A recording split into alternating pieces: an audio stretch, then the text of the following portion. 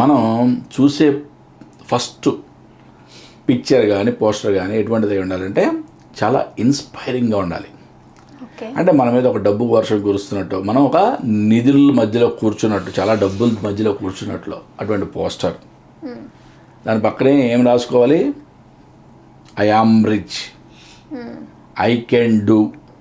Okay, I may do కూడా కాదు, నేను చేయగలను, చేయొచ్చేమో కాదు, ఐ కెన్, నేను చేయగలను, నేను సాధించగలను.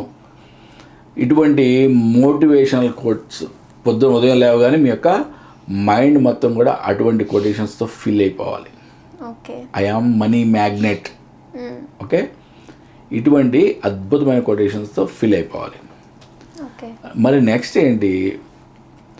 బ్రహ్మముహూర్త కాలంలో, బ్రహ్మముహూర్తం అంటే ఏదో భయపడిపోకండి, సూర్యోదయం, ఓకే, సన్ రైజ్కి ముందు 48 minutes బ్రహ్మముహూర్త కాలం. ఓకే, ప్రతిరోజు మనకి సూర్యోదయం, సన్ రైజ్, సన్సెట్ మారుతూ ఉంటాయి. మనం క్యాలెండర్లో చెక్ చేసుకున్నట్లయితే సూర్యోదయానికి ముందు 48 minutes బిఫోర్, అంటే ఒక 1 hour బిఫోర్ మనం లేచి చక్కగా బ్రషింగ్ అయితే చేసుకొని ప్రశాంతంగా కూర్చున్నట్లయితే ఈ 48 minutes మనం అద్భుతంగా ఉపయోగించుకోవచ్చు. ఈ 48 minutesలో ఏం చేయాలి? అఫర్మేషన్.